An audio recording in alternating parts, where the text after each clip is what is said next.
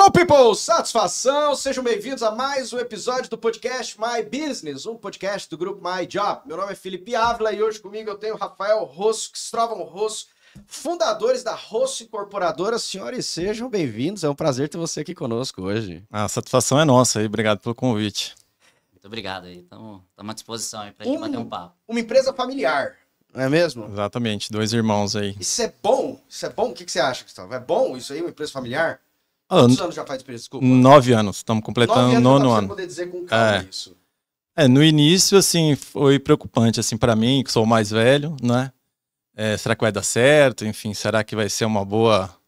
Vai ter muita briga, enfim, mas graças a Deus, nesses 9 anos aí, eu posso dizer que a gente conseguiu fazer um bom casamento ali e a parte familiar fica um pouco mais distante aí. É porque eu fico imaginando, eu já tive a oportunidade de entrevistar proprietários de empresas com ramo familiares, eles disseram que pode ser o céu, mas pode ser o inferno também, porque a gente não consegue diferenciar, né? Depois de fechar a porta da empresa, sentar na mesa num domingo de almoço e fingir que nada aconteceu e que um talvez tenha xingado o outro por uma decisão que não foi muito bom adequada. Exatamente, tá mais quando é irmão, né? Ainda então, mais quando é irmão. E nós somos irmãos muito próximos, né? Então, final de semana a gente tá junto, na empresa a gente tá junto, então é complicado, mas enfim, a gente eu acho que tá... Quantos anos de diferença vocês? 6 anos. É pouco. Eu tô com 36, ele tá com 39. Eu acho que o fundamental ali na relação é que o que a gente acho que conseguiu fazer com sucesso foi segmentar bem as áreas, né? Então a gente tem ali um escopo de trabalho embora a gente converse sobre tudo, né? E palpite e cobre um ao outro sobre tudo, mas a gente tem um escopo muito bem definido, né? Hoje, como é que funciona dentro da incorporadora? Quem que faz o quê? Porque não existe um CEO, não existe um presidente dentro da incorporadora. Vocês dois são administradores juntos, mas dividiram a função. Como funciona isso? Assim, hoje basicamente a gente tem duas empresas, né? A gente tem a incorporadora e a construtora, são empresas separadas, e aí a gente tem, inclusive na construtora a gente tem mais um sócio, que é o Guilherme, e na incorporadora a gente tem, dentro da empresa, basicamente a família só, mas a gente tem aí os investidores nos projetos, né? Por projeto.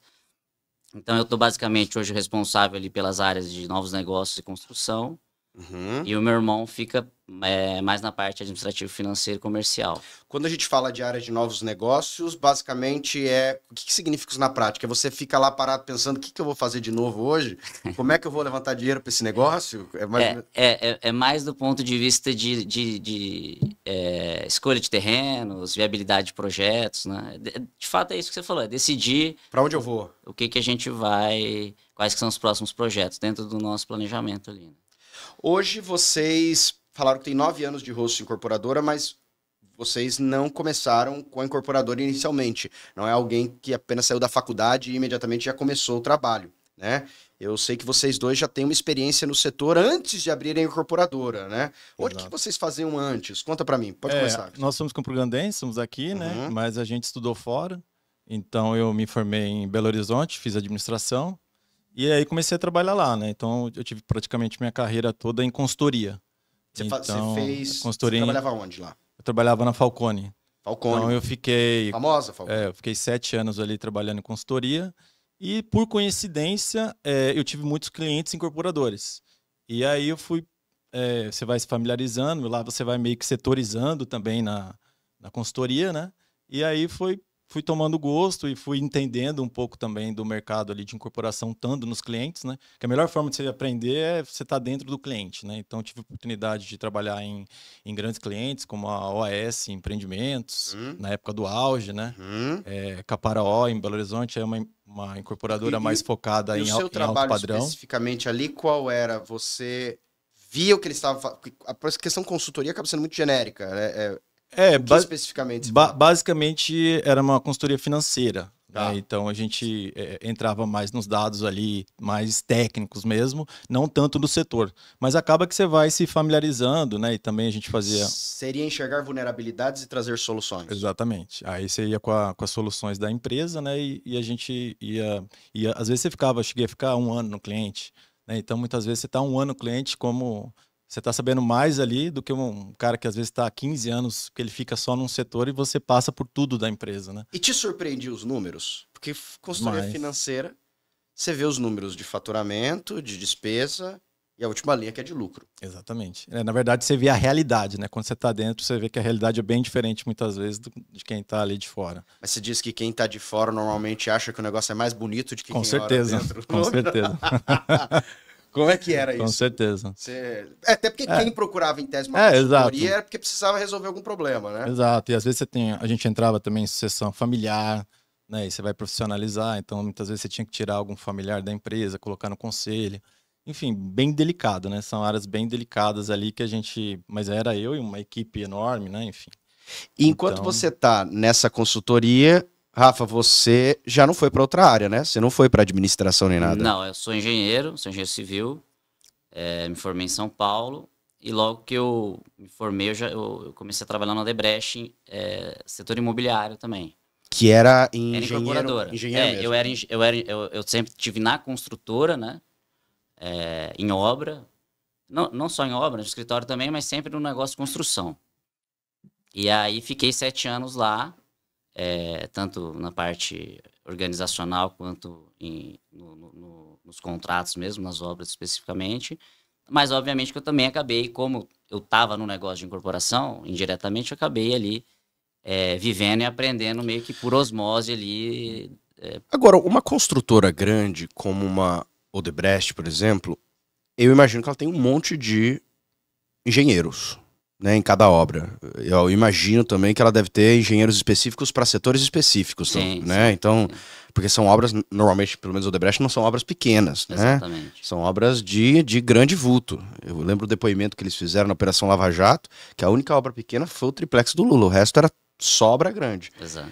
E dentro dessas obras grandes que acabavam desenvolvendo, quando eles colocavam você como engenheiro, era num setor específico? Como funciona isso? Eu basicamente, primeiro eu comecei num setor que era apoio às obras, então eu acabava vendo um pouco de tudo ali, suprimentos, acompanhamento de custos, planejamento, um pouco mais distante da produção, efetivamente. Uhum. E aí, num segundo momento, eu acabei indo para um contrato, que era uma obra bem relevante, acho que a maior da empresa na época, que é o Parque da Cidade, que era um VGV na época de 5 bilhões, assim, era uma coisa monstruosa.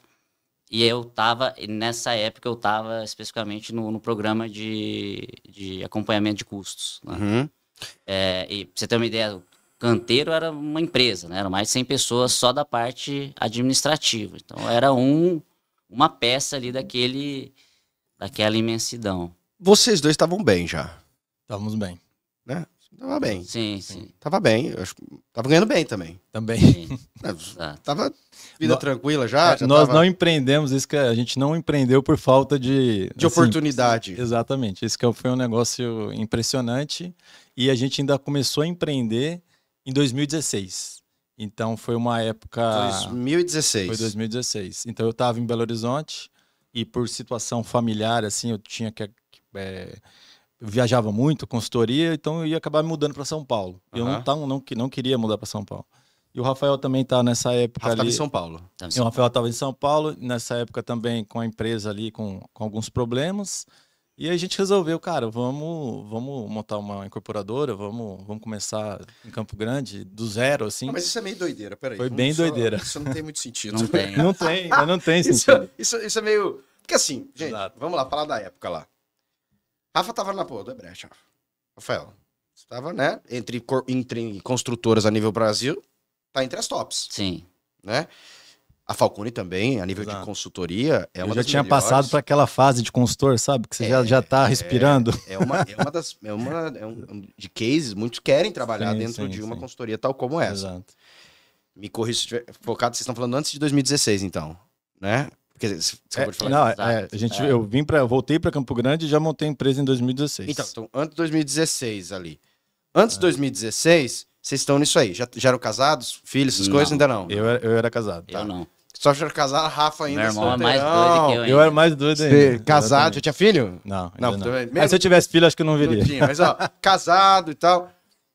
Me corrijam, mas assim, facilmente já era 15, 20 mil pra cima ali.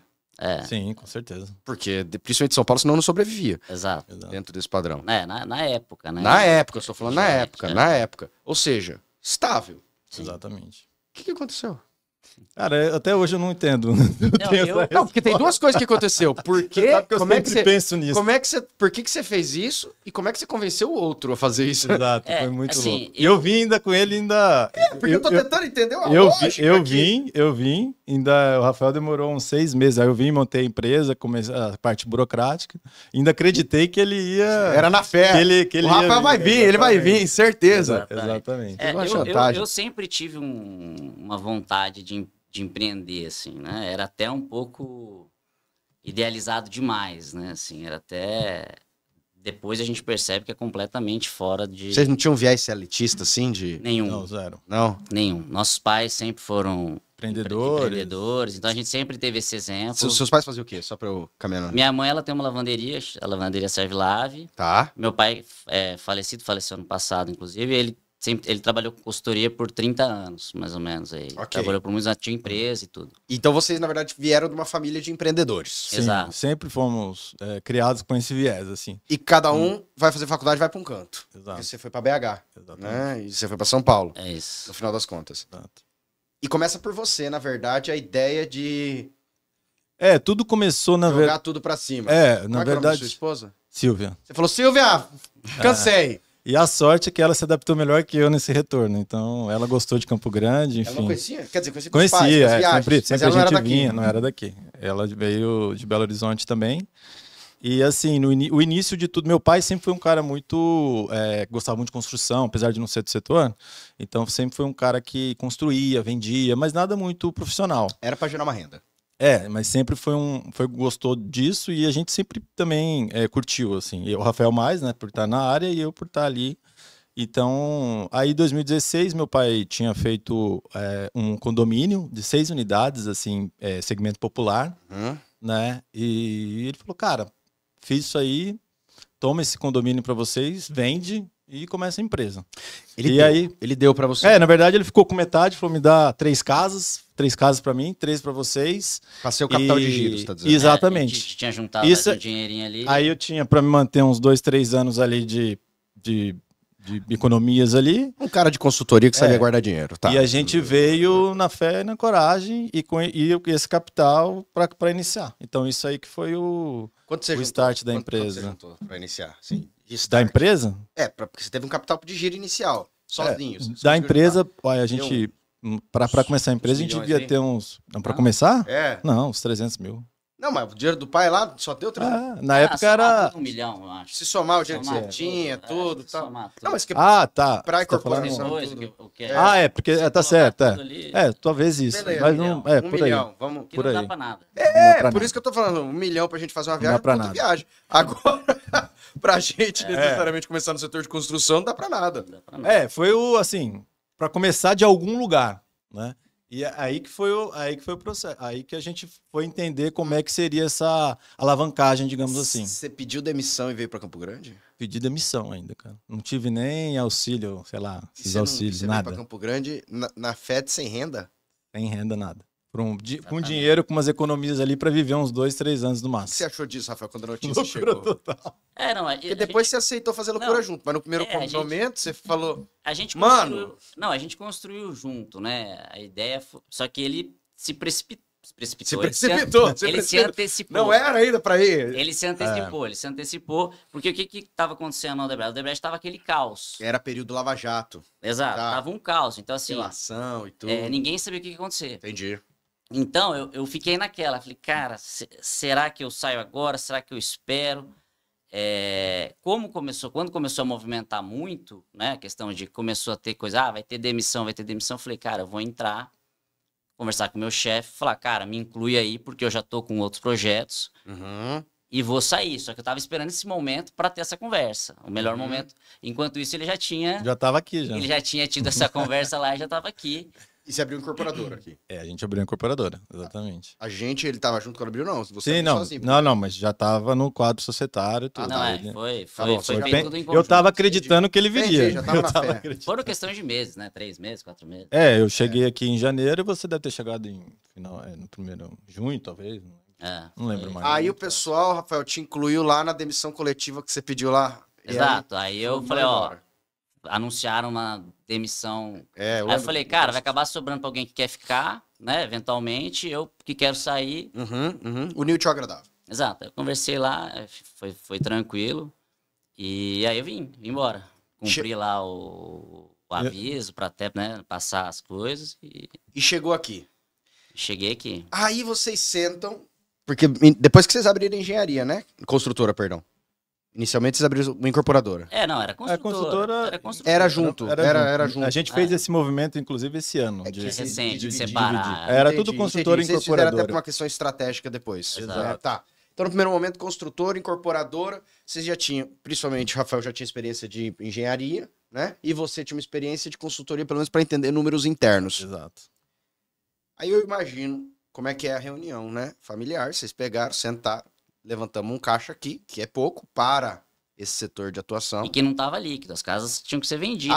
Tinha isso. Né? A gente tinha alguma coisa nossa ali, mas ainda a gente tinha que vender no pior momento possível. Você tinha uma reservinha, que era a reservinha que você guardou para pouco tempo. Guardar um tempo. Você tava com reservinha também? Também, tinha alguma coisa ali. Tinha uma reservinha.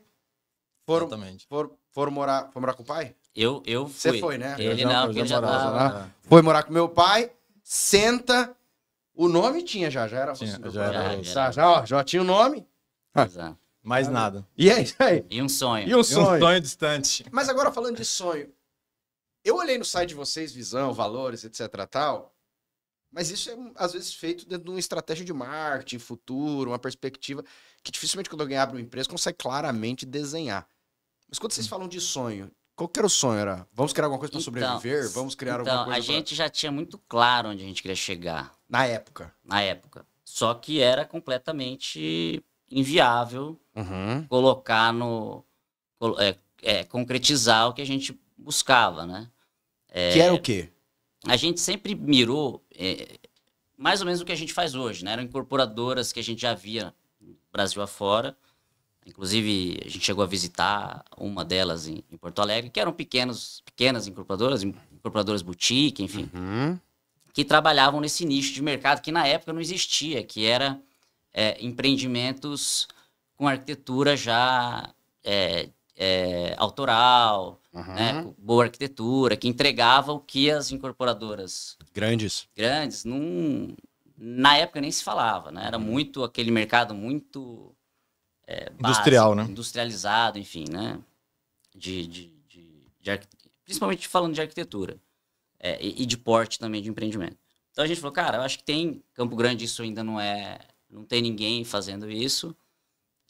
A gente via um potencial muito grande, porque de fato não tinha nada, e em outras praças isso já estava começando a fomentar. Principalmente Porto Alegre, que era um mercado que a gente acompanhava muito, né? Lá tinha Alegre, já São Paulo, Curitiba. Alguns cases desse tipo de, eu vou usar o nome que você deu, incorporadora boutique. Exato. Que o que distingue, aí me explica, uma incorporadora grande, uma incorporadora boutique e uma construtora tradicional?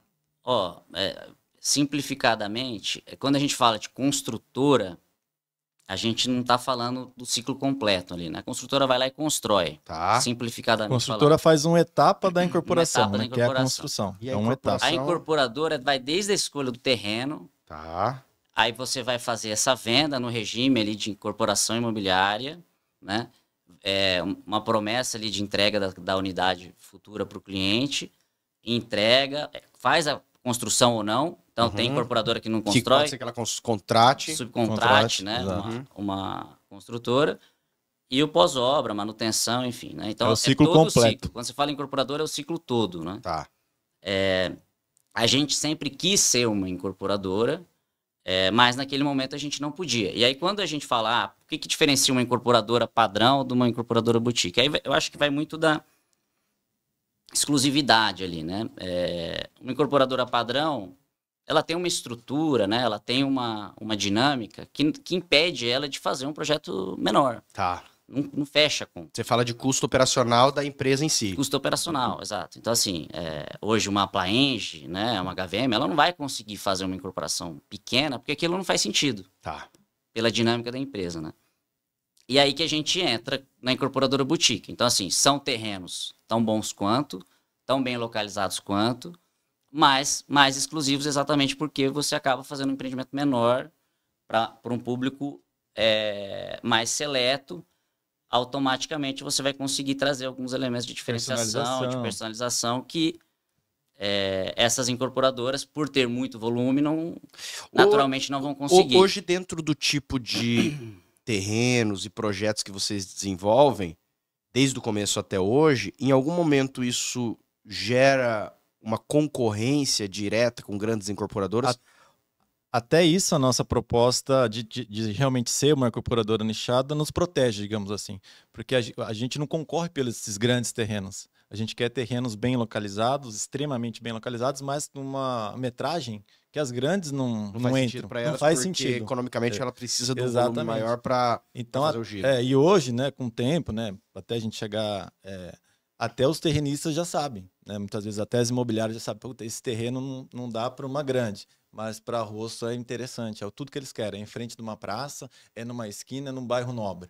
E eles já nos procuram. Então eu não preciso nem concorrer, né? Não foi a ideia, né? A ideia foi sempre essa, mas acaba que isso é um efeito colateral bom. Eu não preciso entrar na concorrência com essas grandes, que obviamente não vou ganhar. E eles também não estão em busca desses terrenos com essa metragem, né? Rapaz, no começo, como nós estamos falando, depois que desenvolve, você deu um exemplo agora. O pessoal já conhece, a gente não precisa nos correr atrás. Alguém talvez já saiba, isso aí é bom para rosto, e pode procurar para rosto comprador, etc. Tal. Maravilhoso. Mas no começo ninguém conhece vocês. Ninguém conhece. Só para eu voltar para eu entender esse start inicial. Vocês se juntam, tem casinha para vender, Exato. Não é liquidez na conta, tem um sonho, já tinha alguns cases, né, que vocês tinham se inspirado em quem eu queria ser, ótimo isso. Mas como é que acelera o carro na marcha número 1? Assim, na primeira marcha. Eu digo que a gente começou, né, realmente assim, capital constrói ali 4 casas, constrói. Aí a gente viu que, cara, isso não vai dar certo, digamos assim. Nós não vamos sair do lugar com esse ritmo. Vai demorar muito tempo. Vai demorar muito tempo. Aí qual que foi o grande lance? O grande lance foi que, cara, como a gente já tinha alguma experiência no mercado, então a gente foi para grupo de investidores. Então esse foi o primeiro, digamos assim, o primeiro salto de usar capital próprio. Né? Você tem uma empresa nova, você não tem acesso a banco ainda. Others people money. Então a gente começou, isso foi um primeiro respiro, digamos assim, cara, se a gente continuar do jeito que a gente está, a gente vai demorar 50 anos para conseguir alcançar o sonho. Para conseguir alguma coisa. Quando você vê as grandes incorporadoras, é de segunda geração, é 30, 40 anos. E é muito difícil, você conseguir chegar nesse mercado para competir para valer. E nessa estratégia, né, aí esse foi o primeiro, digamos assim, o primeiro salto que a gente teve. A gente começou como a gente tinha bastante amigos, São Paulo, uma rede de relacionamento bem interessante, a gente começou a fazer esses grupos de investimento. Aí foi o primeiro, e a gente começou organizado, isso foi uma diferença também. Mas como é que foi assim? Vocês chegaram e falaram assim, cara, vamos juntar meu network, vamos juntar seu network, você tem amigos aqui, você tem amigos de São Paulo, a gente tem amigo BH, vamos juntar a galera? Juntar a galera, comprar terreno, cota de investimento, e aí como a gente já tinha um certo know-how das empresas, a gente já desde o início a gente já montava uma SCP, que no início ali, a gente está falando 2016, ninguém conhecia muito. Né? Aí a gente começou a montar as SCP certinho, já uma coisa mais profissional. Então o pessoal também confiava, falando, esse negócio aqui não, aquele negócio que você juntou a galera, cada um dá. Então a gente já começou, isso acho que foi organizado. A gente já começou organizado. Então a gente montava aquele CNPJ da SCP, e aí cada um tinha uma cota ali, juntava o grupo, e aí nisso aí foi. Começou a dar uma acelerada e a gente viu, puta, a gente tem um caminho. Social era vocês. A gente sempre como sócio ostensivo, né? E os investidores como sócios participantes, que é um modelinho que a gente entende muito bom, porque assim, você tem só o risco financeiro do negócio e qualquer outro risco, trabalhista, tudo cai sobre o sócio ostensivo. Então é uma modalidade muito interessante, né? Até para quem quer conseguir capital como uma primeira captação de investidores que vocês fizeram foi no call. Ou vocês já tinham WhatsApp. Vocês botaram a galera no grupo aí e falaram, galera, Não, era contato amigo. Tem um amigo... Eu tenho uns amigos mais inteligentes que foram para a área financeira, né? Esse aí, menos loucos. Você sabe que a galera do engenharia, muitos vão para a área financeira. Exato, mesmo. a maioria. A maioria. Então começaram a ganhar dinheiro muito mais rápido. Eu sei. Então, assim, foi de certa maneira... Eu tenho um primo da família, rapaz, ele é o exemplo. Tá lá, exatamente. Tá em fundo lá em São Paulo. Então, assim, então, de certa maneira foi fácil, né? Porque quem tem muito dinheiro, quem quer diversificar, gosta, as pessoas tendem a gostar de imóveis e os retornos sempre foram muito positivos, assim, graças a Deus até hoje. Mas vocês começaram com uma ideia para os investidores ou vocês inicialmente já fizeram o projeto? Não. Assim, ó, eu já olhava o terreno X, já via quanto era. É isso. E aí eu vou pro investidor dizendo, ó, eu tenho um terreno, Campo Grande, a área tal, tanto tal, vamos comprar junto para construir? Ou vocês também já viam até, eu tenho terreno e eu já sei o que a gente vai fazer nele? Como é que é? Eu já sei o que eu vou fazer, eu já sei quanto você vai ganhar. Tem que ser a... Era o pacote completo, já vinha com... Tinha que desenhar tudo. E a gente teve muita facilidade nessa captação. Esse era o risco né? inicial. Vocês tinham que aportar para fazer um projeto de arquitetura, uma engenharia. A gente sempre entrou com participação também. Isso aí foi sempre Isso era uma premissa. Até porque, assim, cara, eu tô nesse negócio. Eu tenho 25% desse negócio, tenho 50% desse negócio. Mas sem precisar botar grana. É porque eu estou operando. Não, a gente colocava. A gente sempre colocou também. A gente sempre entrava com uma cota ali, nossa, a gente tem a nossa cota. Mas e a tinha gente entra por trabalho.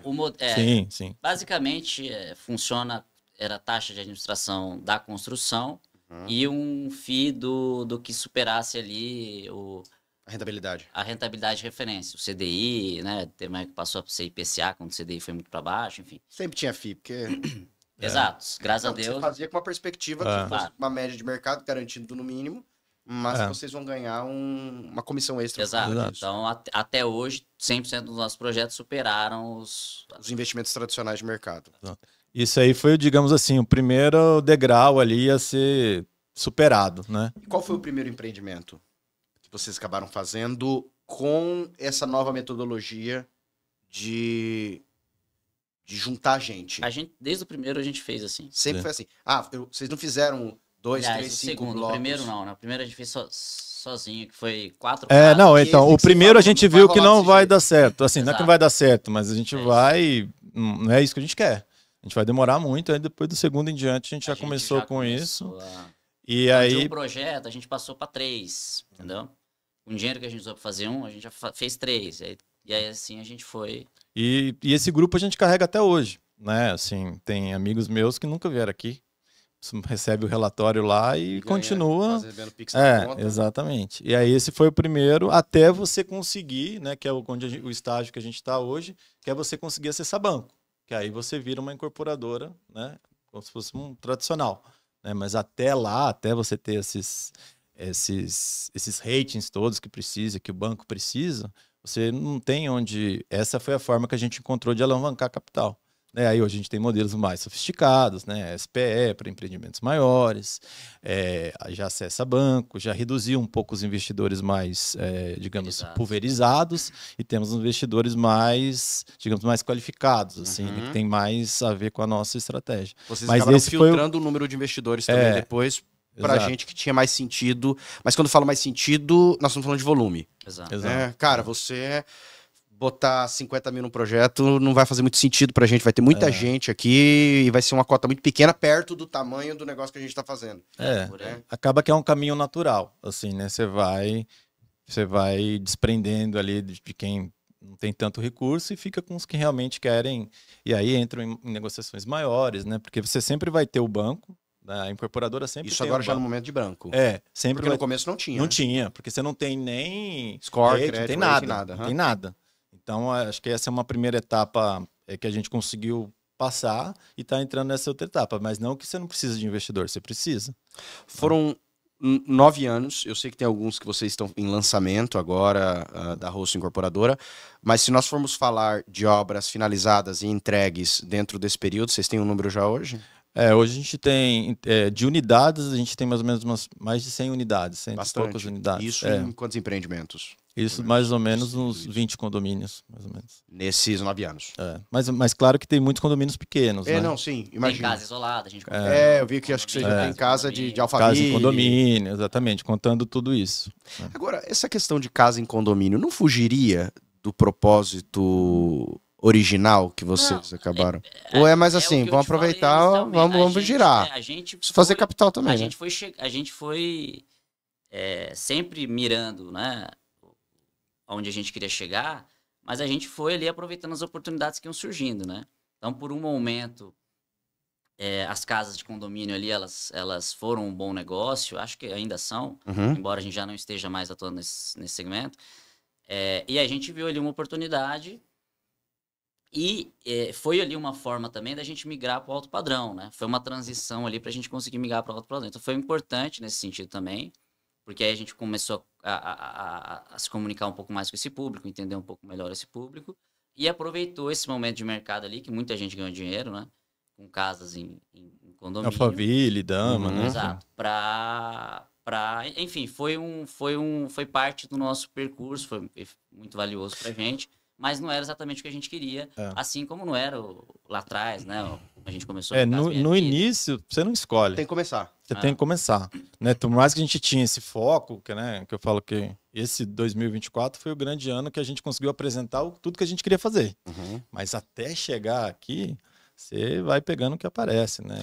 Esse 2024, você acabou de dizer, eu vou voltar em alguns etapas da incorporadora, mas eu acho válido pontuar. Você usou a expressão, a gente conseguiu fazer muita coisa que a gente queria fazer, porque de fato, alguns projetos que vocês estão hoje são projetos disruptivos, eu imagino que caminham com um sonho original. Totalmente. E em 2024 que isso aconteceu, para você ver como que é difícil chegar lá, né? Eu vi... Não que a gente chegou, mas tô falando assim, que a gente conseguiu entregar, que a gente está conseguindo entregar o que a gente sempre quis, digamos. Aqui em Campo Grande eu vi alguns, mas entre eles 2 especificamente que me chamaram muita atenção. Um que era o Praça Carandá e o outro Mirador Casas Suspensas, né? Exato. Esses 2 já estão em obra. Então, os 2 estão em obras, né? O Praça Carandá a gente lançou no primeiro semestre, 100% das unidades já vendidas, então foi um super sucesso, a gente também não sabia... Quanto que era, né? Gosto de curiosidade, assim. O valor? Praça, mais ou menos. Em torno de 1,5 milhão, 1,8 milhão. Porque ficou super legal, eu vi ali, e é super exclusivo. Exato, é diferente do Bosque da Paz, né? Então, assim... Eu moro ali no Carandá, já vi aquela lá, um dia eu olhei aqui e falei, cara, bacana, rapaz, vai ver um negocinho. E eu acho que são 2 por andar? 2 por andar. 2 por andar e 8... São só 12. Exato, 12 super unidades. Exclusivo, dá pra ficar até amigo dos vizinhos. Exatamente. E ali foi rapidamente... E ali foi o grande, assim... E ficou elegantíssimo. E a gente também não sabia. A gente sempre soube que a gente não sabia como o mercado ia receber. Né? A gente pensou, cara, vamos fazer, vamos ver como é que vai ser. E foi um super sucesso. Quando você lança um prédio desse, você não sabia o que ia acontecer, porque você não sabe como é que vai ser a receptividade do mercado, que está acostumado, às vezes, com torres muito maiores aqui. Exato. Né? Ou menores. Isso aí é um negócio de 8 andares de alto padrão. Exato. É algo atípico. Sim. Você tem casa, você tem condomínio fechado, você tem grandes torres, que a pessoa quer ficar no andar 28, 27, 20. Agora, você fazer algo de alto padrão, 8 andares, não é algo normal. Exatamente. Quando vocês vão desenvolver um projeto como esse, da onde vem a ideia de vocês fazerem algo de alto padrão, de rua, 8 torres, na frente de uma praça, num bairro privilegiado em Campo Grande?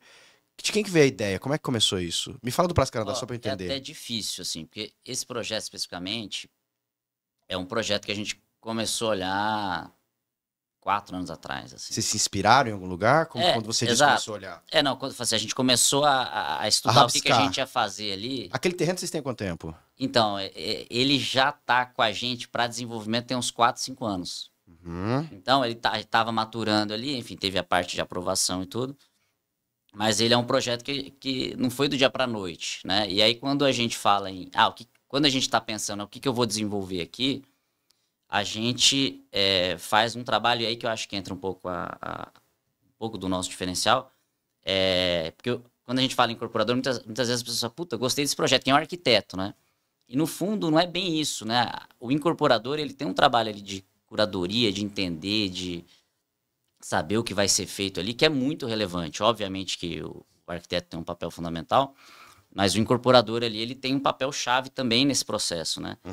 E eu e o meu irmão, como a gente sempre gostou muito do mercado imobiliário, a gente está sempre buscando referências. A gente acompanha todos os arquitetos relevantes do Brasil, a gente acompanha todas as incorporadoras relevantes do Brasil. Então, assim, a gente está sempre muito atento e muito antenado no mercado, buscando sempre referências e tentando trazer o que a gente entende aí que falta aqui no mercado, né, em termos de arquitetura, em termos de exclusividade, em termos de planta, né, a planta, flexibilidade de planta, plantas mais modernas, né?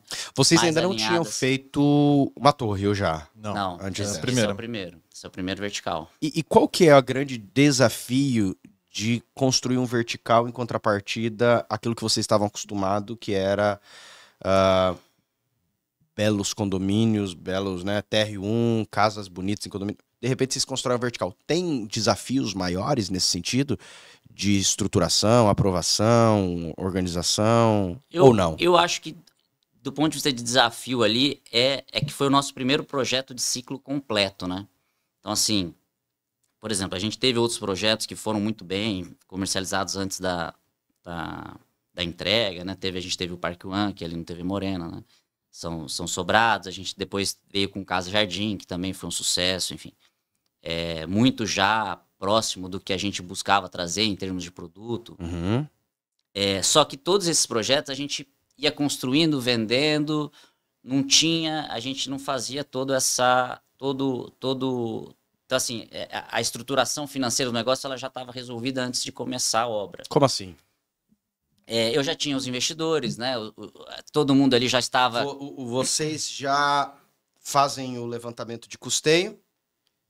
Já tinha comercializado as cotas. Investidores, dilui, vai ser X cotas de tanto para a operacionalização do negócio, vende as cotas e executa. Exato. Porque o que acontecia? A gente tem uma estrutura, né? E a gente precisa estar trabalhando, a gente precisa estar com um projeto. E muitas vezes é difícil você ter o tempo para conseguir parar, aprovar o projeto, lançar, vender, construir... a depender do momento, né, da empresa, às vezes você não tem esse tempo. A gente precisava já construir, porque a gente já tem estrutura, eu já tenho engenheiro, eu já tenho mestre. Como entrou. Por isso que eu pergunto. Então, assim... Porque eu imagino a inquietação também do dono, às vezes. Exato. Não sei, porque às vezes eu tenho terreno, você fala, vamos entrar no negócio? Vamos. Você falou que demorou 4 anos. Isso, por aí. Foi mais ou menos. Eu fico imaginando como dono, às vezes 1 ano, 2 anos. Exato. A pessoa entende isso? Entende. No caso, ali é mais do que um investidor. Ele é um parceiro já de longa data, né? Tá. Então, ele é quase como... Quase um sócio da incorporadora mesmo, entendeu? Então, é uma situação um pouco mais... confortável. Específica, exato. Okay. Mais confortável. Mas o ponto é isso, é você conseguir ter esse tempo e conseguir ter o acesso bancário, né? Então, é uma lógica um pouco diferente. Então, o desafio está mais nisso, mais nisso do que... No Praça Canadá, vocês usaram um banco. Isso. Quando a gente lançou, assim, eu sempre acreditei muito no Praça Canadá. É um projeto que a gente vem... Um prédio daquele chega a uns 15, 20 milhões? É por aí. É por aí. O VGV. Né? Mais ou menos. Nessa faixa. É um pouco mais, porque entra na parte de personalização, assim, mas mais ou menos... Tá, eu imaginei nesse número aí. É isso aí. Mas para você levantar, eu imagino, 20 milhões, para você hoje levantar, isso sem terreno ou com terreno? Só para ter uma noção. Não, isso é venda, né? Venda. VGV, valor geral de venda. Valor geral de venda. Mas hoje de idealização, uns 12 milhões, 13 milhões, mais ou menos, imagino ali, de construção global. Talvez... Entre terreno e tudo, talvez um pouco mais, né? Tá. As margens são apertadas, né, do negócio. Se eu hoje levanto uns 15 milhões para levantar, eu preciso de investidor para isso. Além do dinheiro próprio, que vocês acabam entrando também, eu preciso de investidor. Vocês disseram que nesse caso vocês foram para banco. Exato. Por quê? Por que começaria mais banco? Porque, na verdade, o custo do dinheiro é menor. Né? Aí a gente entrou, na verdade, que a gente entrou no mercado de incorporação normal. Que você precisa... E aí entra um pouco daquela ideia. A gente acreditava muito no produto, em frente de uma praça. Cara, a gente achou que ia ser um sucesso. Mas, assim, até vender... Vocês entram no que acredita, né? Mas qual que era a meta minha? A meta bancária. Era vender 4 unidades. Você falou, eu preciso pagar as contas. Não, é vender 4 unidades. Não, é vender 4 unidades para o banco liberar o recurso. Que era o que eu ia te perguntar. Então, essa era a meta minha. Essa era a meta. Se fosse isso, eu já estava feliz. Só que aí o mercado, a gente, em vez de vender quadro, vendemos tudo. Né? Então, assim, fomos surpreendidos, né? Graças a Deus, porque aí, assim, a gente viu, estamos no caminho certo. Acho que esse é o... Me explica como é que funciona na prática. Vocês hoje têm um banco, que logicamente é parceiro. Ele fica vendo o tanto de faturamento que entra por conta das outras obras, né? Vai entrando, vai pagando, né? É uma empresa que vocês vão com os anos adquirindo um rating interno. Muito dinheiro entra, ainda que não é lucro, é pelo menos faturamento vai entrando nas operações. Qual que é o momento, como é que funciona? O gerente fala assim, agora tem, agora liberou. A partir daqui para frente, podemos conversar. É histórico. É o seu histórico de Toda obra. Toda obra você perguntava assim, e aí, essa tem? Não, ainda não, tá bom. Na próxima eu te ligo. Todo ano você vai fazendo o seu histórico até você chegar no seu... Então, mas como é que... Então, aí entra muito naquilo que eu falei. A gente nem tinha esse tempo de chegar para o banco e falar, ó, agora eu quero, porque a gente já estava colocando outra obra na frente no modelo que a gente estava acostumado a fazer. De captação. Então, essa foi a primeira vez que a gente conseguiu virar essa chave aí, se organizar para não... Deu time, né? Deu time para isso. Exato. Né? E aí veio junto, e obviamente que nesse meio tempo a gente entrou em contato com o banco e falou, ó, a ideia é essa, vai dar certo? O banco falou, não, vai dar certo. Por isso que eu falou que precisava vender 4. Como é que funciona isso? O banco fala assim, deixa eu ver se vocês dão conta, porque eu tenho que alienar o... Como é que funciona? Para ver se o empreendimento vai para frente ou não, né? Para ver se o mercado... Acredito. Na verdade, não é 4 é o modo, é o percentual. É 30%. 30%, é o percentual das unidades, né? É mais para falar, pô, o mercado aceitou ou não aceitou. Porque, assim, pode vir um maluco lá e achar que vale 2 vezes mais do que vale, coloca pro mercado, o mercado não compra, o banco não vai entrar na fria, entendeu? Basicamente é para ver se tem viabilidade econômica. Mas você tinha que levar pro banco uma prova que, pelo menos de contrato, porque a pessoa não paga à vista, né? Porque isso, ela tem toda uma questão, mas você tinha que levar pro banco... Ó, vendi já 30%, tá aqui os contratos. Exato. O banco fala, então dá certo mesmo. Aí ele libera a grana. É isso. Mais ou menos isso. E nesse momento que você vende, o que você já teve que fazer? Comprar o terreno, fazer o projeto, mas não colocou ainda um tijolo, não colocou ainda nada. Não, começamos a obra agora. É pela... Eu admiro muito a fé, entendeu? É pela... Lógico que quando o banco coloca, essa é a questão. A fé vai pro banco, né? Não, aí na verdade depois que o banco... quando você tá com o banco, você tá garantido que a obra vai ser entregue. Dentro do valor que trouxe. Exato. Só pode acontecer um erro se por acaso ultrapassar valores ou... Não, é claro que você sempre... Que eu fico imaginando... O banco ele vai te dar ali a garantia, até porque ele não pode... Se ele entrou, o empreendimento vai ser entregue, né? Mas claro que ele precisa... Não é o recurso todo do banco, tem os recursos nossos também, né? O banco ele vai liberando dinheiro na medida que a obra vai avançando. Né? Por medição. Por medição. Então não é assim uma coisa, tá na mão do banco, não. É uma Hoje a gente passa na frente de várias obras, até a obra de Plainge, entre outros, e tá lá, obra financiada por, né, HVM, etc. Tal. E isso, de fato, pelo que eu entendo, já é uma medida tradicional, comum no banco. Você falou que de taxa acaba sendo melhor, né? Eu imagino que, logicamente, muda muito a questão de taxa, mas é melhor do que o FCO? É melhor do que... O FCO, até onde eu saiba, não tem essa linha de crédito, né? Eu acho que o FCO, até as taxas são melhores. Mas por que é bom, né, a taxa do banco? Porque ele usa o recurso da poupança, que é o SFH, né, que a gente chama. Então, poupança paga ali 6% ao ano. Qualquer coisa que ele fizer vai estar... Então, ele com o spread, ele vai uma margem gigantesca. É 10, 11% que ele vai cobrar da construtora. Então, hoje com CDI a 12, indo para 13, acaba sendo uma taxa atrativa você pagar ali em torno de 10% ao ano. Né? E para vocês, com esse CD alto, as taxas por consequência, com a taxa Selic alta, as taxas por consequência acabam subindo. Mas mesmo assim, acaba compensando no mercado. Sim, não, sem dúvida. Até porque o dinheiro privado, né? Ainda o da poupança. A poupança, ela tem, né, um indexador ali, mas ela é sempre bem aquém do que é o CDI. Então, hoje o desafio do mercado, na verdade, vai passar a ser buscar recursos que tem como funding a poupança, porque a poupança está acabando. Esse dinheiro é um dinheiro que daqui a pouco não vai existir mais, tem prazo de validade. Então, mas assim... Até houve modificações agora, né, da questão da própria Caixa Econômica Federal liberando dinheiro para financiamentos. Eles estão começando a querer restringir, então esse é um movimento que o mercado vai começar a sentir, e se a gente, né, se esse movimento vier junto com esse movimento de aumento de taxa de juros, os preços dos imóveis tendem a subir.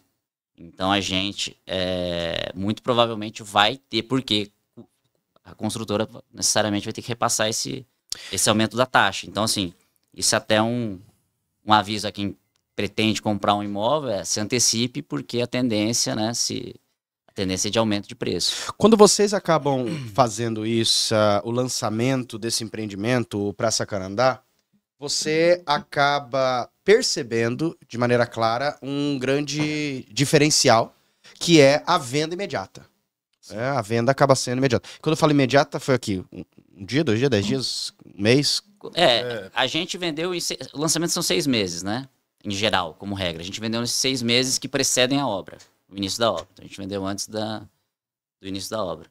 E aí? A gente vendeu em 5 meses no total. Como é que foi pra vocês isso, essa sensação de sucesso? Na verdade foi a sensação, confirmar o alívio. O alívio. Não sei se a sensação é sensação de sucesso, sensação de alívio. A gente achava que ia dar certo, né? Mas o mercado é que decide, o mercado é soberano. Né? Então, assim, eu acho que foi um alívio no sentido de, cara, a gente tá fazendo um negócio, a gente tá com um caminho, né? A gente tem um nicho aqui que a gente sempre quis. Não foi que a gente entrou porque a gente sempre quis, mas até chegar lá é muito chão, né? E foi uma confirmação do que a gente tá no caminho certo. Né? Então, acho que foi isso. Pô, vamos continuar. Porque, assim, eu divido a empresa em 3 etapas. Né? A primeira etapa é, cara, dinheiro próprio, no nosso caso, ia acabar rápido. Uhum. Depois foi essa alavancagem com os investidores, que foi acho que a gente se deu muito bem nisso. Foi um fôlego ali para a empresa. E agora que chegou no que a gente sempre quis, né? Que é ser uma incorporadora normal, né? Como qualquer outra. Play de mercado mesmo. Mas que está ali no seu nicho específico, né? E que consegue jogar o jogo de igual para igual, digamos assim. Nos mesmos níveis, assim, de igual para igual, no sentido de tô no meu nicho, tô ali competindo. Não que eu quero competir com as grandes, mas acho que a gente tem um espaço. Quando você consegue entrar nesse momento de rating de banco e o banco consegue fazer financiamento para você, é o que você disse, você acaba levando isso para um outro nível, porque você consegue ter crédito no mercado para desenvolver produtos de alto ticket. Exato. Vocês desenvolveram um projeto vertical de alto ticket, deu bom, o banco falou, em tese está garantido, né? Sim. Partindo dos pressupostos. E acaba fazendo 2 perguntas. A primeira, se aqueles empreendimentos que o banco garante, em tese, vão ser finalizados porque vão ter caixa, na percepção de vocês, por que existem incorporadoras que não conseguem entregar ou em algum momento quebram mesmo com o crédito do banco? Onde ela toma eu não tenho tanto tempo de mercado assim, né? Estamos falando aí de um pouco mais de 15 anos. Mas eu peguei a pior fase ali que eu acho da história do mercado imobiliário no Brasil, que foi pós, né, a nova lei das incorporações, que foi aquele confusão da Incol, né, da época, que quebrou. E aí até depois a gente pode entrar um pouco mais a fundo nisso. Foi o pior momento para o setor, foi a época ali da Dilma, enfim, aquela crise. Porque o que aconteceu na época? Teve muitos distratos, né? A lei, ela era, de certa maneira, privilegiava muito o consumidor final. Era fácil, era vantajoso. E agora, né? E aí o mercado é cíclico, e ali foi um cíclico muito contundente, né? Pela crise econômica que a gente estava vivendo. E eu vou te falar que eu não vi nenhum empreendimento não ser entregue quando, né, nesse regime assim, eu não vi nenhum empreendimento ficar para trás. E até pós-lei do distrato, né? A lei do distrato veio beneficiar muito a incorporação. Né? Porque o que acontece, né? Quando você... Para você ter um benefício tributário, você acaba tendo que tratar o empreendimento como se ele fosse um negócio único. Ele não pode misturar com as contas da empresa. Então, isso dá uma segurança jurídica muito grande pro cliente final. Porque aqueles recursos, eles... Tem que usar lá. Você vai ter que usar naquela obra. E se a empresa tiver qualquer problema,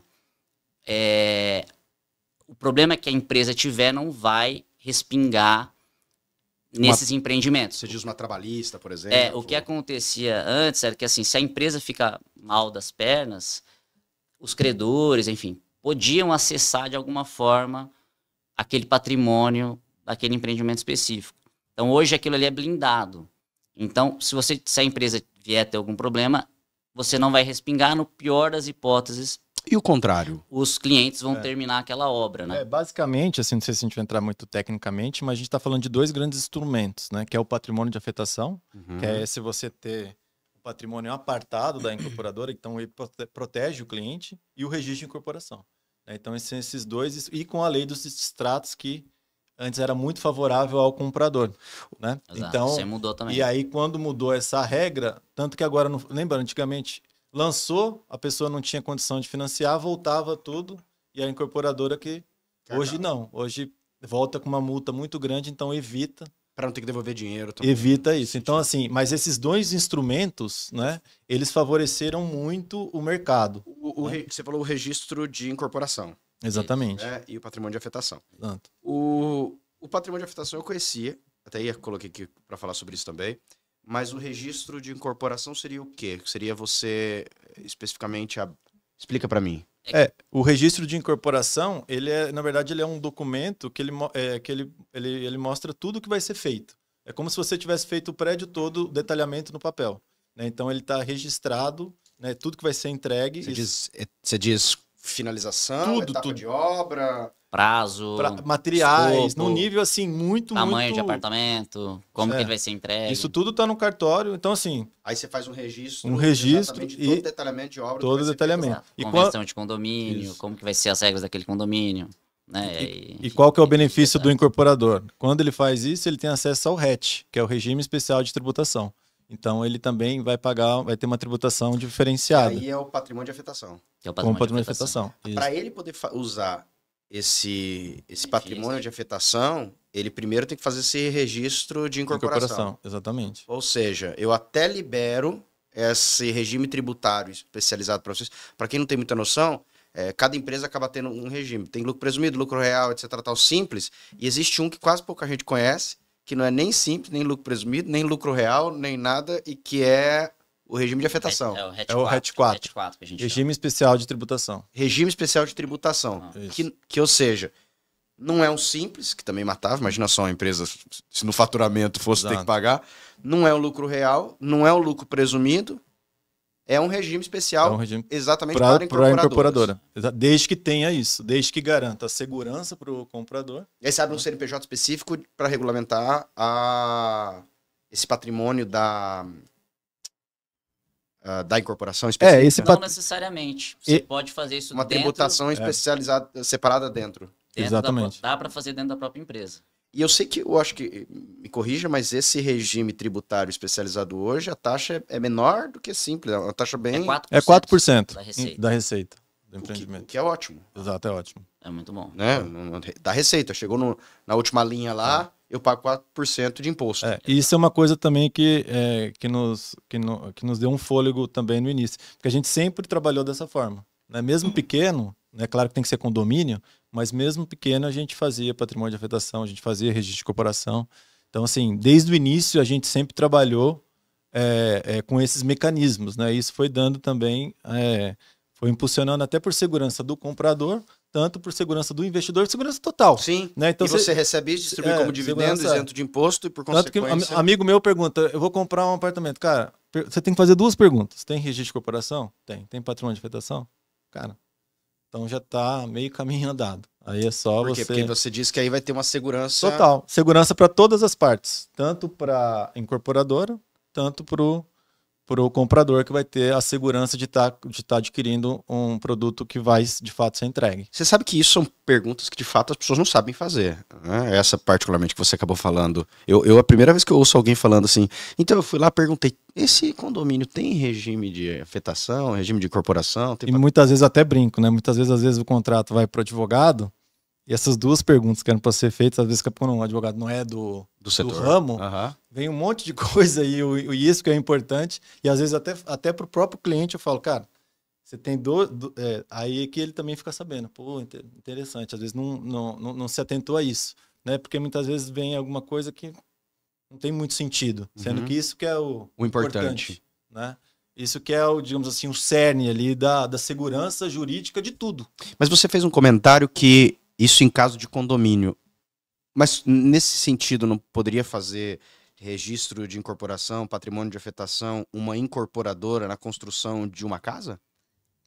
Não, uniresidencial não faz? Eu ouvi dizer que hoje eu já vi... Eu realmente, é curiosidade mesmo. Até onde eu sabia, não podia. Recentemente, como a gente não faz, eu também não fui muito atrás. Não foi atrás pra saber, mas eu vi influencers da área, pessoal que constrói, falando que já tem decisões da Receita Federal que permitem que isso aconteça. Mas assim, como ou quem a gente sabe não a pessoa pega de rua naquele terreno, divide em dois, já é empreendimento. Não, aí pode. Aí pode. Porque muitas vezes... uma casinha, mas divide no meio. Muitas vezes o que acontece? Você pega um terreno, você divide em 4, é um condomínio. Não precisa ter uma entrada, entendi. Condomínio no papel, entendi. Agora, não é aquele condomínio visualmente falando. Agora, a uniresidencial só se for uma coisa eu acho que é uma novidade. Eu acho que eu acho que já pode. Agora, de fato, essa informação é uma informação de que muitos... E agora eu questiono. Construtoras, e agora entra construtoras dessas casinhas pequenas, né? Que eu tô falando, às vezes nem casinhas tão pequenas, necessariamente, mas que não são incorporadoras oficiais dentro desse projeto. Mas é aquele construtor que tem a construtora que constrói para vender mesmo, para fazer um giro. Ele poderia caminhar nesse... Poderia, e a maioria não faz. Poderia. E a maioria não faz. Precisaria colocar um KNAI de incorporação ou não necessariamente? Acredito que sim, né? Porque mudar um KNAI é a coisa mais fácil. Simplesmente falar pro contador, coloca um KNAI aí de incorporação. E não são, são instrumentos, assim, não são, pelo nome, parece que é uma coisa muito complexa e não é. Muitas vezes é falta de informação mesmo. Claro. É super simples. Um chat GPT hoje ainda. Até, por exemplo, às vezes o cara vai começar a construir, por que não faz uma SCP, né? Por que não organiza, né? Precisa ficar...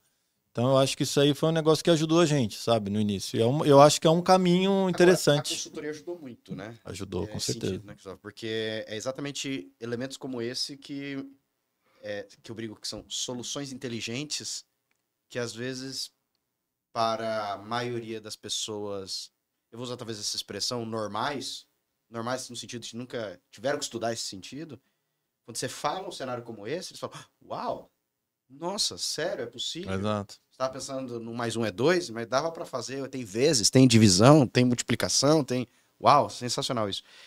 E isso gera uma segurança para os investidores, para todo mundo, para o cliente também. Exato. E às vezes a pessoa, não, mas eu vou começar. Cara, começa certo, né? Começa...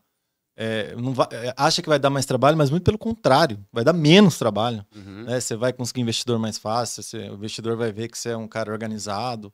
Né? Então, e o risco assim, também, né? O risco jurídico é muito menor. Tem que sair da informalidade. A gente fala assim, cara, o mercado hoje, complexo do jeito que a construção, nem vamos entrar aí, mas a questão da mão de obra, se você não entrar certinho, fazer as coisas certas, cara, seu prazo é contado, né? Não vai ter espaço mais para amadorismo. Então, quer começar pequeno? Começa, mas começa já no beabá ali, fazendo certo, busca conhecimento. Hoje em dia é tão mais simples, né? Você sabe que nesse cenário, é importante entender, você está falando do patrimônio de afetação, que paga esse regime tributário especial, o que não tem nada a ver com a incorporadora.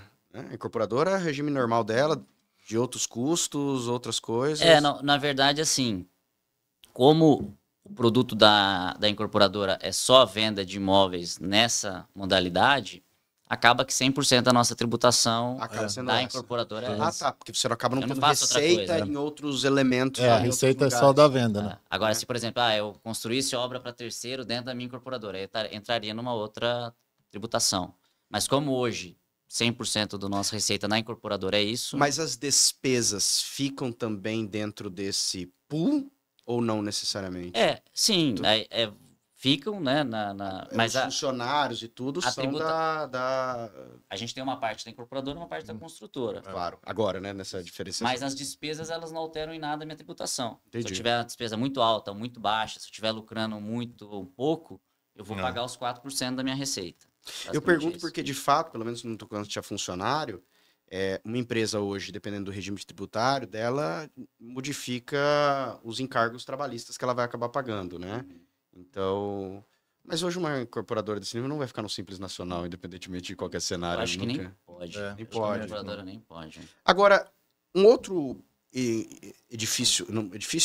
empreendimento que vocês têm feito, que eu particularmente fiquei encantado pela diferenciação, é o Mirador. Mirador.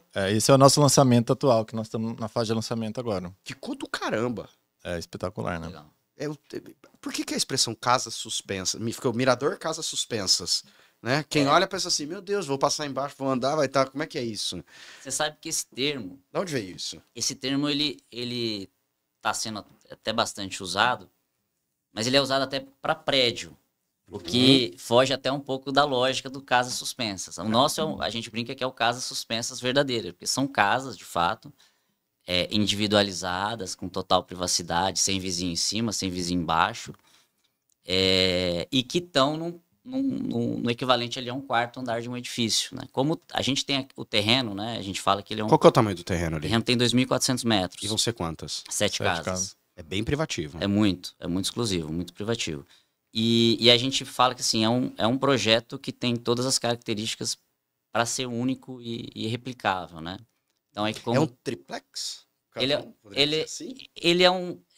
a gente não chama de triplex, porque como que funciona, né, a dinâmica do projeto? Falando até um pouco sobre o caso... Fala um pouquinho dele para mim. Um pouco mais sobre o caso suspensas ali. Então, assim, a estrutura do projeto, a gente aproveitou um terreno, né, que tem um certo desnível, e aí a gente fez um subsolo, onde vão estar todas as vagas dessas casas, alocadas embaixo de cada uma delas. São quantas? São as vagas... As casas têm de 3 a 5 vagas, dependendo da casa, né? Então, você estaciona seu carro ali e você vai acessar a sua unidade privativa já da sua garagem. Então, você acessa... No subsolo ali a gente tem as áreas de serviço, então lavanderia, espaço para varal, banheiro de serviço, depósitos. E do térreo para cima é que, de fato, a casa acontece ali. Então, no térreo a gente vai ter toda a área social da casa. Então, você vai ter a sala, a cozinha, lavabo, o terraço, que é esse terraço aí no equivalente ao quarto andar. A piscina, privativa, né? E o segundo pavimento, que são as suítes, né? São 3 suítes, numa configuração que você pode ter até 5 suítes, colocando uma suíte no térreo. Eu vi que ainda tem o rooftop, né? Ainda tem E o rooftop, que é um espaço ali para coringa, para a pessoa usar da forma como ela quiser. Cada uma tem um elevador? Cada casa tem um elevador privativo. Tem um elevador privativo. Então, esse modelo é um modelo que a gente também buscou de referência. São Paulo tem muitos projetos assim hoje, e que são basicamente isso, né? Então você tem um subsolo ali para as vagas, e aí você tem essas casas que flutuam ali sobre esse... Que elas estão bem na copa das árvores ali, né? Quem passa ali na Brandão, né? Elas estão suspensas ali na copa das árvores. Agora, da onde veio a ideia disso? Você falou de São Paulo, mas você estava andando um dia, Rafael, e aí você falou, caraca, você estava dando um Instagram aqui e falou, cara, olha só isso aqui do cara. Como é que é isso? A gente viu esse terreno e a gente falou, cara, eu acho que isso porque é um projeto difícil, né, de você viabilizar. Porque o terreno tem que ser numa região nobre. Desculpa, são quantos metros quadrados mais ou menos cada um? De 400 a 470 metros quadrados. De área construída. De área privativa. Construída em torno de 350 metros quadrados. É grande com força. Na verdade, é você morar, né? A gente está dando a oportunidade de você morar em 2 ruas sem saída, em pleno Jardim dos Estados, né? Então, onde você vai ter isso, né? A gente chama até que são como se fossem 7 coberturas, né? Então, um projeto que... E o Rafael tava de olho nesse terreno, com essa ideia aí, já faz, cara, deve ter uns 4 anos, né? O dono do terreno entrou também? Não, esse foi comprado. Esse tiveram que comprar mesmo. Esse teve que comprar. Mas assim, tudo é um projeto que vai se desenvolvendo. Ali, a parte de desenvolvimento desse projeto foram ali uns 2 anos para a gente conseguir estar com ele apto para lançamento. Tanto que a obra, dentro daquela coisa do planejamento, né? A obra ela andou antes do lançamento, nesse caso. Porque eu não tinha ainda... porque eu vi no Instagram de vocês a obra avançando, em andamento. A gente acabou... A gente quis postergar ao máximo. Mas desculpa, a obra andou sem ter lançamento. Exato. Pela complexidade do projeto. Mas vocês conseguiram viabilizar por investidores ou o banco conseguiu... Por investidores, nesse caso, investidores. Ah, tá, porque o banco que nem lançou, eu perguntei. Não, nesse caso é investidores. Então, assim, o processo de desenvolvimento foi tão complexo ali que a gente não conseguiu lançar antes exatamente por causa de definição, né? Quando você vai lançar um produto, você tem que estar com tudo 100% definido e dali você não pode mudar mais. Exatamente, porque você registrou em corporação, você já pactou, a pessoa comprou, então não tem mais mudança. E aí ficava nós dois, assim, a gente ia, e o Rafael principalmente, a gente ia aumentando o negócio, sabe? A casa ia melhorando a casa. Daqui a pouco a gente fala, a gente tá fazendo uma mansão. Não, mas vamos fazer, aí você vai empolgando. É a única parte que a gente tem contato, isso é até um segredo, assim, né? Que a gente é bem complementar. Eu não me envolvo na área dele, ele não me envolve na minha. Mas essa área que a gente gosta muito, é a área que não dá briga. Então a gente fica é a área que a gente se junta um pouco. A área do sonho. Exatamente. A área do sonho. Então, assim, o negócio foi virando um negócio. Teve uma hora que a gente tem que falar, cara, você isso. Com medo de ficar muito caro? Ficamos. Então. Cara, porque eu imagino, assim, hoje a gente pensa em ticket alto, a gente pensa, número 1, casas. Porque hoje Campo Grande já tem casas. Você entra no Infoimóveis. Você fica até surpreso. Fala, não acredito que já tem casa nesse valor aqui em Campo Grande. Você fica surpreso, assim, né? Casas Dama 1, Dama 2, etc. Tal. Você tem casas ali. Eu lembro quando inaugurou o Monterosso, não, da Planjo, que está em obras. Momento. Que tinha apartamentos inicialmente ali de 8 milhões, de até 10 milhões. Eu vi um apartamento da Planjo, um mais caro, um de um andar inteiro. Que eu me lembro de próprias pessoas falando, cara, a Planjo tá viajando, cara. E o viajando da Planjo vendeu assim. O mercado absorve. O mercado... Essa é a vantagem de você ter um projeto exclusivo com poucas unidades, né? Então, assim, a gente precisa de 7 pessoas, 7 famílias que concordem com você, achem que o projeto é do caramba e que falam, cara, faz sentido pra mim morar no Jardim dos Estados, numa casa. Desse tamanho, exclusivo e tal. E eu sempre falo que o produto de luxo é escasso. Né? Então, assim, claro que a gente não está fazendo um produto para investidor, não é o caso. Mas mesmo assim, ele vai ter depois, não quero morar, vou mudar daqui, vou para outro lugar, ele vai ter um ativo escasso. Né? Quem que tem uma casa dessa no Jardim dos Estados, num condomínio fechado? Você tem uma casa de rua, você vai para um prédio, você vai para os condomínios ao redor. Né? Então, hoje o modelo padrão de financiamento de vocês, eu conheço de grandes incorporadoras, mas... Como existe um modelo de padronização, até a entrega tem que pagar X, depois vocês têm que... Normalmente a gente trabalha com um padrão mesmo, 40% até a entrega da chave e 60% financiamento ou quita com a incorporadora. A gente usa mais ou menos esse fluxo. Assim. E esse aí vai ser quanto tempo de obra? Então, as 3 primeiras casas, que a gente está chamando da primeira fase, a gente vai entregar já agora em outubro de 25. Já vendeu? Já vendemos 2 casas. Estamos com uma casa... Negociação. Essa primeira fase, então, a gente deve entregar agora em outubro de 25. E a segunda fase, que são as outras 4 casas, que estão na fase de estrutura, em outubro de 26. Então, as entregas vão ser faseadas. Ou seja, não é algo distante. Não. Até por isso que a gente postergou bastante ali o início. Até porque o subsolo todo está pronto.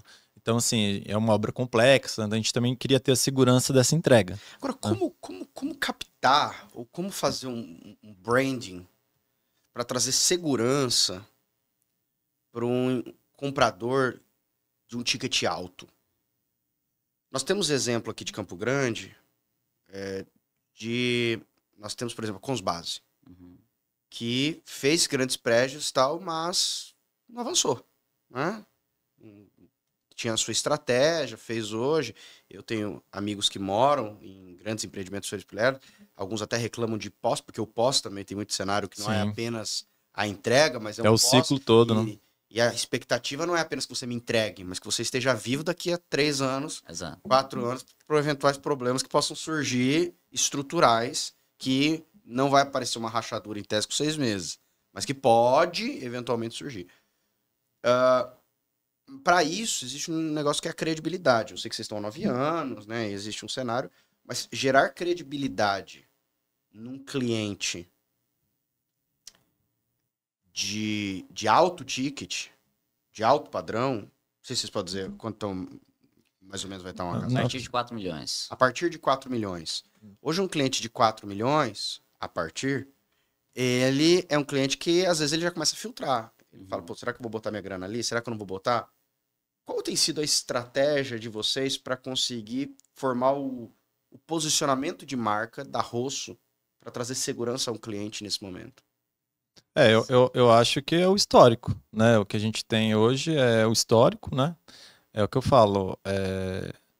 Para começar, a gente já está no 9º ano, então, assim, a gente tem um viés bem conservador, né? A gente sabe que é inovação, mas é inovação com o pé no chão, né? Porque mercado imobiliário você não pode errar, né? Não tem como você errar. Então, você tem que ter muito estudo, muito... Qualquer errinho é um prejuízo alto. Exato. Então, tem que ser a inovação calculada, né? Então, assim, o histórico, e é exatamente isso, é o que a gente tem trabalhado no mercado. Né? Hoje a gente tem uma rede ali de corretores que estão com a gente desde o início, então, assim, que sabem, que vendem a gente mais do que a gente mesmo, né? Porque a gente hoje trabalha muito com os corretores, então, assim... Mas é exclusividade ou qualquer um pode vender? A gente trabalha com o mercado aberto, mas acaba que os corretores que vendem são sempre os mesmos, né? Claro, então eles nada mais que são nossos defensores ali, né? E estão trabalhando também junto a um cliente para formar essa base de confiança, né? Mas é entrega. Você tem que entregar, você tem que prestar um bom serviço, e a indicação, muita indicação, né? Tem cliente nosso que já comprou 4 unidades, né? Então, assim, é indicação e trabalho. Problema sempre vai ter. Mas a questão é, você vai estar lá para resolver, né? Assim, eu acho que é isso que a gente passa, mas assim, não tem credibilidade maior do que você entregar. É o boca a boca mesmo, é a imagem que você forma no mercado. Eu acho que é isso que no final do dia, quando a pessoa eventualmente não nos conhece, ela acaba conversando com alguém, porque Campo Grande a gente sabe que é pequeno, que conhece e fala, cara, não, conheço, gente séria, entregam no prazo, a qualidade é boa, pode comprar. Então é isso que a gente sente, assim, quando a pessoa não conhece, ou ela vai perguntar para o corretor ali que está fazendo intermediação, ou ela vai num amigo que sabe que tem algum relacionamento e a coisa acaba se concretizando. Lá atrás, vocês pontuaram que quando vocês começaram e fizeram o primeiro empreendimento, perceberam que desse jeito a gente não vai chegar onde a gente quer chegar. Sim. Eu vi que vocês têm, pelo menos de maneira até escrita, um plano 2030, né, para ser uma referência em alto padrão dentro do nicho de vocês. 2030 é daqui a 6 anos, né? A gente está entrando em 2025, mas a priori é 6 anos. E logicamente a gente sabe que a escala, ela não necessariamente ela é 1 mais 1 é 2, mas quanto mais dinheiro e quanto mais eu acumulo, mais fácil acaba se tornando ser exponencial. Dentro de um mercado de Campo Grande, vocês hoje já não se veem como incorporadora no nicho que vocês querem, de alto padrão, referência? Eu acho que sim, eu acho que a gente está caminhando para isso. Eu acho que o mercado, isso a gente sempre comenta com os corretores, tá? Eu acho que o mercado de Campo Grande tem muito a se desenvolver ainda. É um mercado ainda muito fechado, são poucos players ainda, mas a gente já começa a ver que está mudando, né? Tem algumas incorporadoras surgindo, algumas outras incorporadoras de fora chegando, mas posicionado da forma como a gente está, né, nesse segmento, portes médios, né, de alto luxo, a gente acha que a gente talvez ali seja protagonista nesse nicho específico, nesse nicho de mercado. E isso é um segundo ponto que eu acho que é relevante. O nosso objetivo não é ser uma grande incorporadora. Essa era uma pergunta, não é chegar e concorrer com os grandes players? Não, a princípio... Casinha, a princípio a gente quer estar, na verdade, ali sempre ali com 2, 3, 4 projetos em andamento, seja em construção, lançamento, enfim, trabalhando, né? Por quê, Rafa? Por alguns motivos.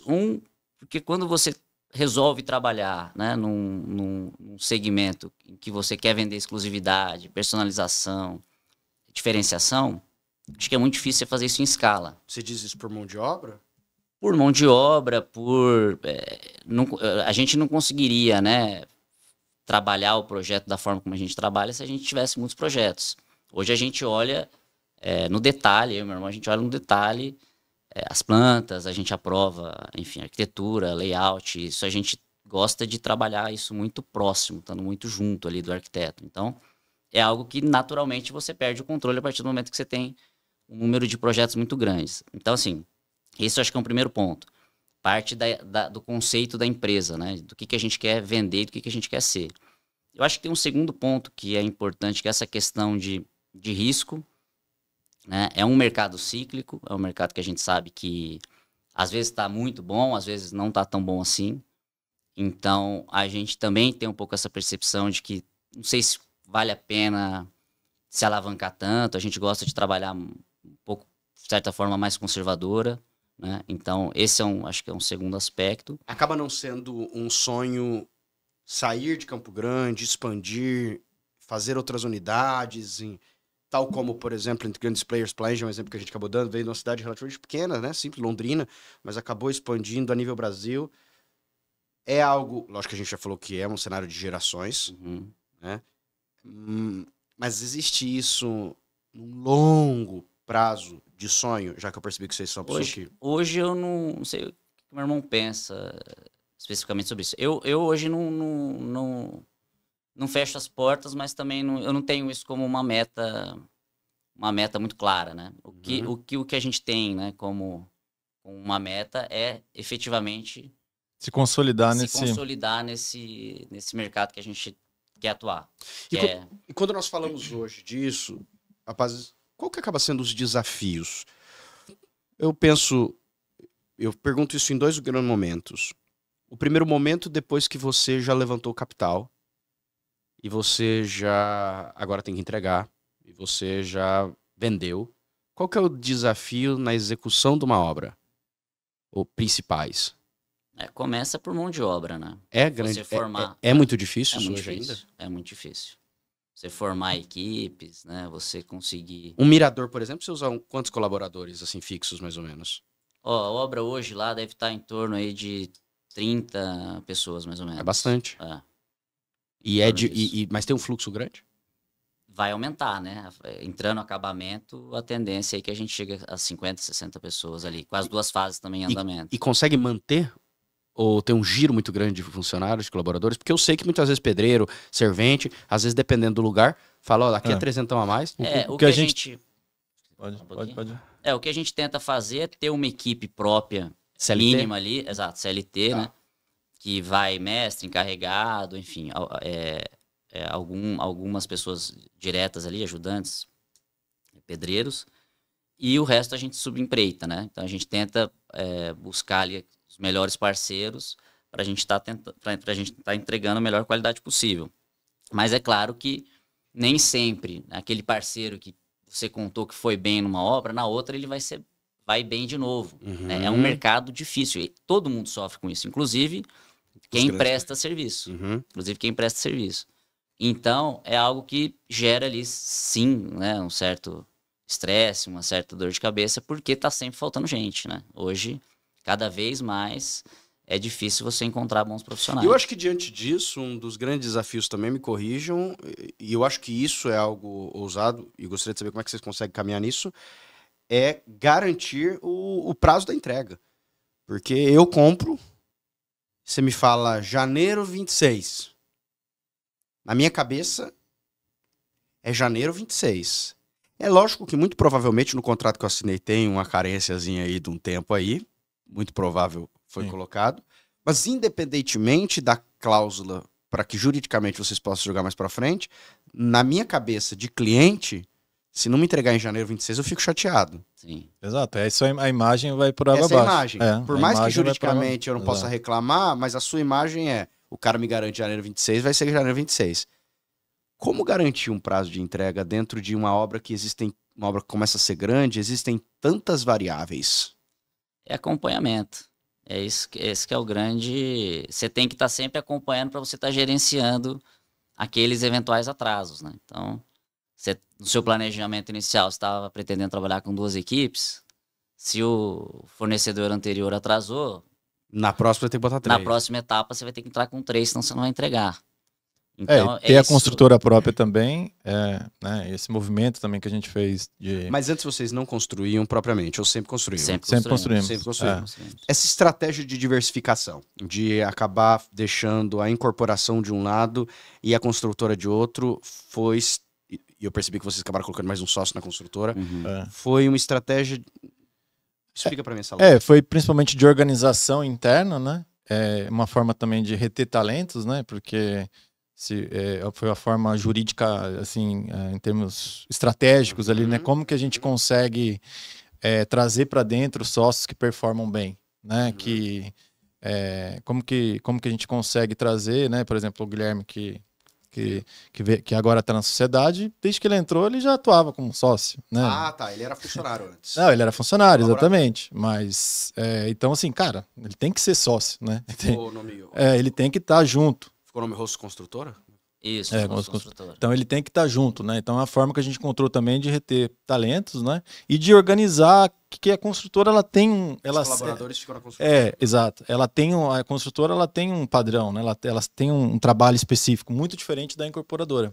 A incorporadora, São por exemplo, muito diferente. A incorporadora fica com a área comercial, né? Então assim, a incorporadora fica com a parte de terreno, são outras funções, né? Então assim, em termos de organização, né, em termos também da gente conseguir trazer gente boa, porque a gente não vai crescer só nós dois, né? A gente vai crescer trazendo gente boa, trazendo, né?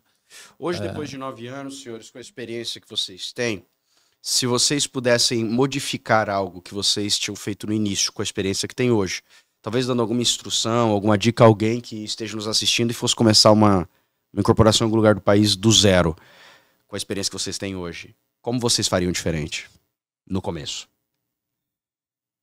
Eu acho que a gente pecou, talvez, em não estar mais ativo no mercado, sabe? Em não estar conversando, em não estar... Acho que a gente é muito... Low profile. Fechado. Muito fechado. Acho que a partir do momento que até, inclusive, eu, né? Que comecei a estar mais ativo no mercado, às vezes você demora ali, muitas vezes, 1 ano, né, num negócio que um cara ali falou para você, sabe aquelas coisas? Então, assim, eu acho que quem começa agora, cara, vai em todos os lugares possíveis, conversa com todo mundo. Hoje a gente atende muita gente que chega, muitas vezes também, e a gente conta tudo. Cara, é isso, você vai passar esse pepino, esse. Até porque aconteceu com a gente. Mas, pô, a gente poderia, né, o Rafael contou, o nosso sonho começou quando a gente viu para uma incorporadora de Porto Alegre, mandou uma mensagem, o cara falou, vem aqui, nós fomos lá. Nós pegamos um voo, fomos lá, ficamos o dia inteiro com eles e dali surgiu tudo que a gente... Então muita gente pode chegar hoje, vamos tomar um café, vamos aqui, né? Acho que a gente no início a gente ainda teve um pouco, mas poderia... Sobre networking. Sim, com certeza. Que aliás, dos investidores foi o que deu aquele gás inicial. Fundamental. Exato. Que é o networking natural ali, de amizades, né? Não é nem aquele networking que você vai fazendo ao longo da carreira, de coisa de faculdade, de escola. São pessoas realmente do nosso... Ainda bem que vocês tiveram convívio com gente que deu certo. Rafael mais ainda. Né, Rafael? Exato. E você, Rafael, o que você acha? Eu não sei, assim, eu acho que esse aspecto é importante, mas eu acho que esse setor, o que eu acho que isso, na verdade, é até um ponto que eu acho que a gente acertou. Você tem que ter muito cuidado, porque o tombo é muito grande, né? Então, muitas vezes, eu acho que é melhor você dar um passo de cada vez. Se eu pudesse dar uma dica, eu acho que a gente, graças a Deus, acabou fazendo isso. Muitas vezes até não por estratégia, tá? Porque a forma como as coisas foram acontecendo mesmo, assim. Mas construção é um setor muito difícil. Se você encara alguns desafios que muitas vezes você não está preparado, é o tombo que pra você se recuperar vai muito tempo, sabe? Então, o conselho ali, a dica é se cercar de pessoas que possam te ajudar nesse processo, que tenham mais experiência que você, que tenham mais fundos. Que tenham mais fundos, que tenham uma retaguarda financeira também, muitas vezes, a retaguarda técnica, financeira, para que você consiga ter uma tranquilidade maior para trabalhar. Eu acho que esse é um ponto muito importante que a gente vê muitas vezes as pessoas, em determinados momentos, elas acabam se deslumbrando, veem oportunidades incríveis, mas que na operacionalização, na execução, não são tão simples assim, né? Você precisa ter paciência. É um mercado que... ciclo longo, né? Você está sempre... reinvestindo, você está sempre gastando mais do que entrando, entendeu? Tá sempre mais saindo que entrando. Cara, é sempre um aporte contínuo. É um projeto que 5 anos para você ver o dinheiro de fato, né? Até lá, basicamente a curva é negativa. Então, você tem que estar preparado para isso, né? Então, tem que ter estômago. Tem que ter estômago. Mas é apaixonante também, né? É Uhum. apaixonante. Depois que você entra, assim, realmente você se envolve. É muito difícil sair. Assim, é um mercado muito apaixonante e cada hora é uma coisa diferente. Assim, eu vejo com muito bons olhos. Mas não é para quem tem pensamento curto prazista. Acho que quem tem pensamento de curto prazo, assim, chegar no final do ano, pegar o caixa, secar o caixa, não, cara. Você tem que ter um pensamento de reinvestir o dividendo, colocar a empresa para rodar, para crescer, porque assim, se realmente você quer um curto prazo, não vá para incorporação, vá para outro setor aí. Comercial, vocês ainda não idealizaram? A gente faz, na verdade, meu irmão, né? A gente tem a área comercial. Não. Empreendimento comercial. Não. Empreendimento comercial ainda a gente não tem. Tem bastante vontade. Estudo alguma coisa, acho que tem. Porque é um outro viés, né? Sim, a gente tem muita vontade. Eu acho que Campo Grande, quando você olha o cenário, eu acho que tem muitas oportunidades nessa. Principalmente dentro desse setor de boutique, de luxo. Se você pegar os empreendimentos comerciais que Campo Grande tem, até os mais simplista. Requisitados, são muito simples. Né? É extremamente simplista. A gente já bateu na trave.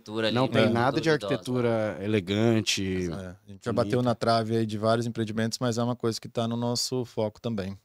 Senhores, se vocês fossem falar sobre a perspectiva agora individual de futuro da Rosso, onde vocês gostariam de chegar? Pode começar por você. Eu acho que é a gente se consolidar no mercado mesmo, como uma incorporadora. O que é consolidar? É alguém, todo mundo saber que eu sou? Exatamente. Consolidar é assim, cara, tem as grandes que entregam isso, tem a Rosso que entrega empreendimentos, cara, que tem a sua cara. Quando você fala mercado, você está falando Campo Grande.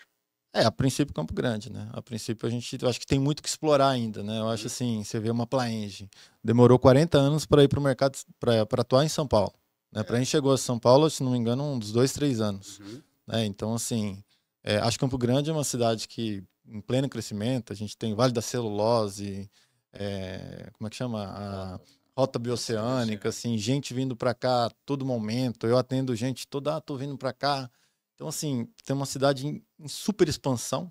Quando eu não falo, não é nem uma janela de crescimento. Você vê esses lançamentos acabando em dias. É um horizonte, né? Eu acho que Campo Grande é privilegiado demais. Assim, a gente não pode. Né, um horizonte de crescimento. Direto tem gente nova chegando. Então, assim, acho que a gente tem muito para fazer aqui em Campo Grande ainda. Claro, se tiver uma oportunidade, alguma outra coisa, a gente nunca sabe. Né? Mas eu vejo isso. Eu quero que o mercado saiba da gente e não só fique restrito ali ao setor, né? As pessoas que já compraram, enfim, acho que isso que é o que a gente trabalha para isso, assim. E a gente quer ficar no mercado muito tempo. Então também a gente não tem essa pressa de ser para amanhã, entendeu? Então a gente tem uma ideia de longo prazo mesmo. E você, Eva? Eu acho que é por aí também. Eu acho que a gente tem um dever de casa aí, desafios muito grandes, né, pela frente, em termos de estruturação da empresa, entrega de projetos.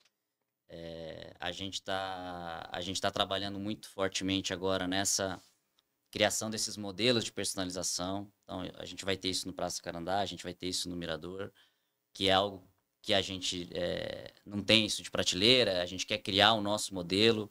Então, a gente tem um trabalho para desenvolver muito forte nisso. A gente tem um trabalho aí comercial, institucional, muito grande para desenvolver, para as pessoas nos conhecerem, entenderem o que a gente né? Porque também aquilo que a gente estava comentando, recente, né? O que a gente efetivamente. Eu acho que é legal essa perspectiva, né, das pessoas imaginarem, uau, o que será que vai ser o próximo que eles vão lançar? Exato. Essa sensação de novidade. Não, e é interessante que às vezes a gente fica, muitos corretores chegam, cara, esse terreno aqui é a cara de vocês. Então, assim, não é nem da gente, nem não surgiu da gente, né? Eles já começam, né? Claro que às vezes está muito ligado ainda no setor, né? O que a gente quer é que tenha uma abrangência maior, né? E não fique só ali em quem é mais ligado, assim, no nosso grupo estratégico, digamos assim, né? Senhores, muito obrigado. Agradeço demais a presença de vocês aqui no My Business A gente que agradece. E foi super papo. Prazer. Pô, aprendi um monte de coisa aqui. Sabe que eu gosto de aula, né? Eu rabisco tudo aqui porque eu gosto de receber aula. E pra mim, acho que esse momento aqui acaba sendo tão bacana porque é uma troca de conhecimento absurda. A gente agradece. Satisfação muito grande estar aqui. Obrigado. Obrigado.